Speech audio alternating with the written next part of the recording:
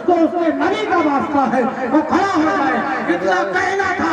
تنا ایک 7 لاکھ کے مجمع میں ایک نبی کا دیوانہ 7 لاکھ کے مجمع کے اندر کھڑا ہو جاتا ہے. نبی کا ماننے والا خدا کا خوف اس کے دل میں تھا. وہ گھبرایا نہیں 7 لاکھ کے مجمع سے. اس مجمع میں کھڑا ہو گیا اور کھڑا ہونے کے بعد فرمایا اے بادشاہ مجھے کس لیے کھڑا کیا مجھے کس لیے کھڑا کیا گیا؟ لوگوں نے تلواریں میان سے نکال لی. کہا بادشاہ میں اس کا قیمہ کر دوں گا, بوٹی کر دوں گا. بادشاہ نے کہا نہیں, میں بہادروں کی عزت کرتا ہوں, میں بہادروں کو مارتا نہیں. اپنی تلواروں کو میان کے اندر تلواروں کو میان کے اندر کر دیا. 7 لاکھ کے مجمع کے اندر ایک پتلا دبلا نبی کا سچا سر پر امامہ سجا ہوا ہے. سبحان اللہ سبحان اللہ. چہرے کا تبسم بتا رہا ہے یہ نبی کا دیوانہ. اس کی داڑھی بتا رہی ہے نبی کا ماننے والا ہے. اس کا لباس بتا رہا ہے یہ نبی کا عمل پیرو کا, نبی کی سنتوں پر عمل کرنے والا ہے. 7 لاکھ کے مجمع میں گھبرایا نہیں, تنا کھڑا ہو گیا. فرمایا بادشاہ کس لیے مجھے کھڑا کیا گیا؟ بادشاہ کہتا ہے میں تم سے یہ پوچھتا ہوں تم کون ہو, تمہارا نام کیا ہے؟ اس شخص نے کہا بادشاہ اگر تمہیں نام سننا ہے تو اسٹیج پہ نیچے آ جا. کہا اے بادشاہ اگر تمہیں مجھے میرا نام سننا ہے تو اپنی کرسی سے اتر کر زمین میں آ جا.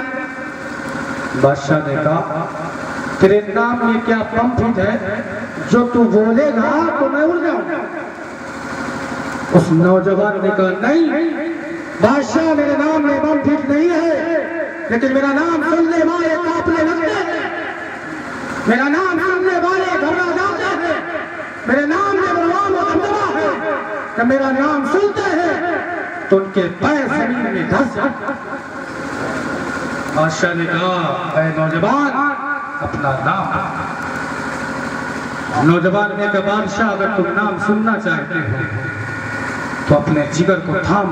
اللہ اللہ. کہیں منہ کے راستے سے کلیجہ باہر نہ آ جائے. اے بادشاہ اپنے پیروں کو زمین پر جما لو, کہیں ایسا نہ ہو میرے نام سے تیرے زمین میں پیر. بادشاہ کہتا ہے اے نوجوان ذرا اپنا نام تو بتا. اس نوجوان نے اس 7 لاکھ کے مجمع میں ندا دی تھی اے بادشاہ تو نام سننا چاہتا ہے تو نام کو سن. میری ماں نے نام خالد بن ولید رکھا ہے, میرا وہ نام ہے اور میرا نام محمد رسول اللہ نے سیف سبحان اللہ سبحان اللہ.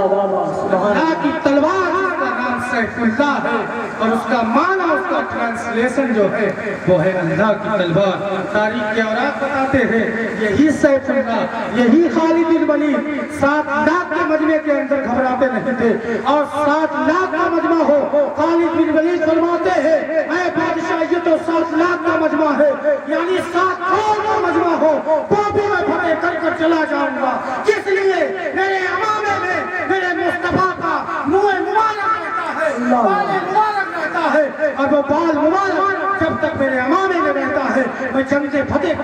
نعرہ تکبیر, نعرہ رسالت, مسرگ اعلیٰ حضرت, مستعید میلاد النبی, نعرہ تکبیر, نعرہ رسالت. سبحان اللہ سبحان اللہ. کبھی سوچا ہے کہ آج مسلمان کتنا جھوٹ بولتا ہے؟ پہلے انسان کسی مسلمان کو دیکھتا تھا تو اس کی سچائی سے پہچان لیتا تھا یہ مسلمان ہے, اس کے کردار سے پہچان لیتا تھا یہ مسلمان ہے, تیرے چہرے پر اگر داڑھی ہوتی تھی تو پہچان لیتا تھا یہ مسلمان ہے, یہ مسلمان ہے, اس کے لباس کو دیکھ کر پہچان لیتا تھا یہ مسلمان ہے. لیکن آج ہمارے اور غیر مسلموں میں یہ تمیز ہی نہیں پیدا ہوتا کہ ہم مسلمان ہیں یا غیر. اور آج ایک انسان کو 7 لاکھ کے مجمع میں نہیں 100 کے مجمع میں کھڑا کر دیا جائے تو بول نہیں پائے. اس کے دل میں نبی کی محبت نہیں تھی, نبی کی چاہت نہیں, اللہ کا خوف نہیں تھا. یہ تھے مرد مومن, یہ اللہ کے مرد کلندر. رات کو اگر دن کہہ دے تو دن ہو جائے, سبحان اللہ سبحان دن اللہ کو رات کہہ دے تو رات. اللہ اللہ سبحان اللہ. آپ والے تھے یہ اللہ کے مرد کلندر. تعلق سے آیا کیا بتایا, اتقوا اللہ, اللہ سے ڈرو, سچوں کے ساتھ. اللہ سے ڈرنے والے کیسے کیسے لوگ تھے میں آپ کو بتاتا چلتا ہوں. چند لمحات میں میں اپنی تقریر کو سمجھنے کی کوشش کر رہا ہوں. حضرت حسن بصری سبحان اللہ. تعلق سے آتا ہے کہ آپ اتنے بڑے اللہ والے تھے. تاریخ کے اندر آیا کہ آپ اپنے گھر کے بہت آگے تھے. اب ایک مرتبہ کا سالی کا دور آیا, لوگ بھوکے اور پیاس کی شدت سے مرنے لگے, تڑپنے لگے. تو اس دور میں حضرت حسن بصری روایتوں میں آتا ہے کہ آپ کے باپ ابھی تھے, آپ لوگوں کو اپنے ہاتھوں سے غلہ تقسیم کر رہے تھے, مالتے رہے. مال جب لوگوں کو دینے لگے تو اسی مجمع کے اندر ایک خاتون بھی آئی, اور جیسے وہ خاتون آئی تو حسن بصری نے مال کو لوگوں کو دینا بند کر دیا اور ٹکٹکی باندھ کر اس خاتون کی طرف دیکھنے لگے. اس خاتون نے فرمایا, اے حسن بصری, اس چیز کو دیکھ رہے ہو؟ حسن بصری نے فرمایا, اے خاتون, مجھے ایسا لگتا ہے کہ تیری جھیل جیسی آنکھوں میں اترنے کا دل چاہتا ہے. حسن بصری جیسے برگزیدہ بزرگ جس کے تعلق سے آتا کہ جب اس لڑکی نے یہ سنا اور سننے کے بعد وہ اپنے گھر جاتی ہے, اور جانے کے بعد اس نے اپنی آنکھوں کو چاقو منگایا اپنی خادمہ سے, اور چاقو منگانے کے بعد ایک تشتری منگائی اور چاقو سے اپنی دونوں آنکھوں کو نکالا اور تشتری میں. نوجوان سے میں کہہ رہا ہوں, کان کھول کر سن لو, جوان بیٹیوں سے کہنا چاہتا ہوں, اس تقریر کو سن کر دل میں اتارنے کی کوشش کرو. حضرت حسن بصری فرماتے ہیں جب وہ خاتون اپنے گھر پر گئی اور جانے کے بعد اس نے ایک تشتری کو منگایا, ایک چاقو کو منگایا, اور منگانے کے بعد اس نے اپنی دونوں آنکھوں کو نکال کر اس تشتری میں رکھ دیا. تشتری میں رکھ دیا اور رکھنے کے بعد اس پر لال کپڑا ڈال دیا اور اپنی خادمہ سے کہا, یہ جاؤ حسن بصری کی بارگاہ میں پیش کر دو, حسن بصری کی بارگاہ میں پیش کر دو.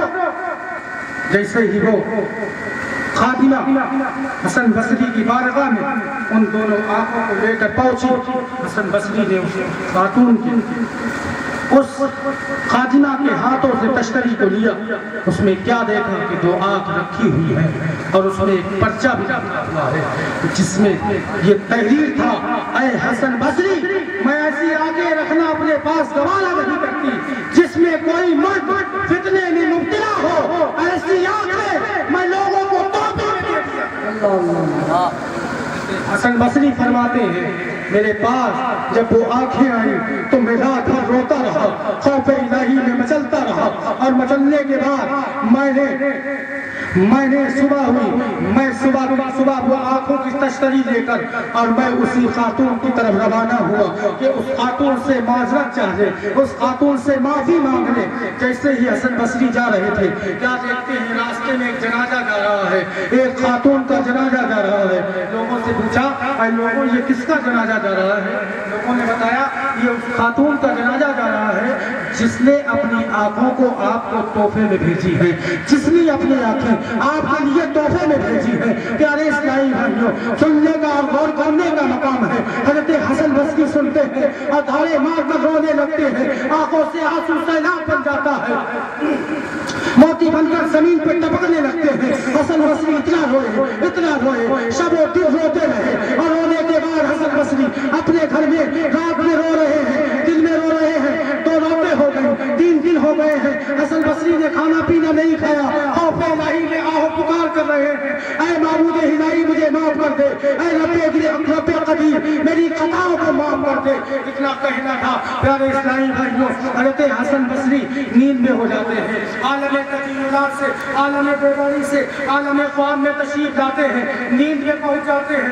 جیسے ہی سونا ہوا، کیا دیکھا کہ جس خاتون نے اپنی آنکھوں کو تحفے میں پیش کیا تھا، کوئی خاتون جنت کی محلوں میں ٹہل رہی ہے۔ سبحان اللہ، کوئی خاتون جنت کے محلوں میں ٹہل رہی ہے، جنت کے باغوں کے مزے لے رہی ہے۔ اس خاتون سے حضرت حسن بصری نے پوچھا، اے خاتون یہ بتا مجھے کوئی نصیحت کر، مجھے کچھ بتا، مجھے کچھ باجو نصیحت کر۔ اس خاتون نے کہا، خاتون سے حسن بصری نے فرمایا، وہ خاتون کہتی حسن بصری لوگوں کو اچھی راستے کی ہدایت اور اپنی نظروں کو نیچا۔ یہ تھے اللہ والے، یہی حسن بصری تاریخ میں آیا، اتنا روئے اپنا گھر بار چھوڑ دیا، جنگلوں کی طرف نکل گئے، پتے کھائے اور اللہ اللہ کرتے رہے۔ ایک دور پاؤ آیا کہ حسن بصری جب دریا پر مسلح بچھا دیا کرتے تھے نماز، اللہ سبحان اللہ تاریخ کے اندر آیا۔ انسان سے 3 سوال ضرور ہوں گے، 3 سوال اللہ میدان محشر میں پوچھے گا، اے بندے میں نے تجھے جوانی دی اور تم نے کہا بے شک اللہ نے ہاتھ دیے، پیر دیے، جسم دیا، طاقت دی، قوت دی، روحانیت دی، چہرے پہ حسن دیا۔ اب جانتے انسان بوڑھا ہو جاتا ہے تو وہ اپنی عمر کیوں؟ بچوں کو کھیلتا ہوا جب دیکھتا تب بھی وہ اپنے بچپن کو یاد کرتا کہ ہمارا ہم بھی کھیلتے تھے۔ اور بوڑھا جب بچے کو سمجھاتا ہے، کوئی بزرگ اگر بچے کو سمجھائے تو اس کی ہدایت کے لیے، اس لیے وہ اس راستے سے گزر چکے ہیں، وہ جانتے ہیں اگر کوئی ایسا عیب والا کھیل کھیلا جائے گا جس سے جسمانیت میں نقصان پہنچے گا تو بزرگ جانتے ہیں، اس لیے وہ ہمیں منع کرتے ہیں، اس لیے ہماری اصلاح کرتے ہیں، اس لیے ہمیں پیارے اسلامی بھائیوں، بتانے کا مقصد یہ ہے کہ میدان محشر میں 3 چیزیں آئیں، چاہے وہ مرد ہو چاہے وہ سے پوچھا جائے گا۔ پہلا سوال ہوگا، اے میرے بندے میں نے تجھے جوانی دی تھی، تو نے کہا اس وقت آپ کے پاس کیا سوال ہوگا، کیا جواب ہوگا؟ جو آپ ان کی بارگاہ میں اپنے لبوں کو جنبش دیں گے، لبوں کو اس وقت ہمارے پاس کوئی چارہ نہیں ہوگا۔ رب پوچھے گا، اے میرے بندے میں نے تجھے جوانی دی تھی، حسن دیا تھا، طاقت دی تھی، قوت دی تھی، لیکن تم نے اس جوانی کو ناجائز طریقے سے صرف کیا۔ میں نے تجھے تیرے ہاتھوں میں قوت دی تھی، اسی ہاتھ کو تم نے ایک مخلص ناتبہ انسان پر اٹھایا تھا۔ اے انسان میں نے تجھے قوت دی تھی، تو نے کمزوروں کو اپنی طاقت سے دبایا تھا۔ اے انسان میں نے تجھے زبان دی تھی، پیسہ دیا تھا۔ اے میں انسان میں نے تجھے طاقت دی تھی، قوت دی تھی، لیکن تو نے غریبوں پر روابوں کا دبا جمایا۔ اس وقت تجھ سے پوچھا جائے گا، اے انسان میں نے تجھے جوانی دی تھی، اس جوانی کو تو نے کہاں پر صرف کیا؟ بازاروں میں صرف کیا یا سلیم حال میں صرف کیا، یا تو نے ایسے معاملات میں اکثر کیا جہاں پر لوگ اکثر بیشتر اس ممالک میں مبتلا رہا کرتے ہیں، اس اشغال میں مبتلا رہا کرتے ہیں۔ پیارے اسلامی بھائیوں، دل کہتا ہے کہ پوری داستان کھول کر رکھ دوں، لیکن زبان کہتی ہے کہہ دو، دل کہتا ہے کہنے کو تو کہہ دوں، لیکن زبان اس کو انکار کرتی ہے۔ پیارے اسلامی بھائیوں، کہنے کا مقصد میرا یہ ہے کہ جہاں پر اللہ تبارک تعالیٰ نے آپ کو جوانی دی ہے، اللہ تبارک تعالیٰ آپ سے پوچھے گا، اے میرے بندے میں نے تجھے جوانی دی تھی، طاقت دی تھی، تو نے کہاں پر اگر اسی جوانی کو اگر تو نماز پڑھنے میں صرف کرتا، اسی سجدے کو، اسی پیر کو اگر رب کی بارگاہ میں جھکاتا، اسی ہاتھ کو اللہ اکبر کی سجائے بلند کر کے اپنے ناپ کے نیچے باندھ لیتا، اور اسی جوانی میں سبحان ربی الاعلیٰ کے ترانے گنگناتا، تاریخ کے اوراق بتاتے ہیں کہ بڑھاپے کے 90 سجدے اور جوانی کا 1 سجدہ حرام۔ جوانی میں ہنڈیاں جو ہوتی ہیں اور ایک دم چست ہوتی ہے، جہاں سے چاہو وہاں سے موڑ دو، جہاں سے جاؤ وہاں سے اکھاڑ دو، ہے نا۔ جوانی میں انسان کے اندر طاقت ہوتی ہے، وزن کو اٹھاتا ہے، چلتا پھرتا ہے، زمین پر اپنے پیروں کو مارتا ہے۔ لیکن اس سے بتانے کا مقصد میرا یہ ہے کہ اسی جوانی کو اگر تم اچھے راستے میں کرو گے تو اس کا صلہ اللہ تمہیں میدان محشر میں دے گا۔ اللہ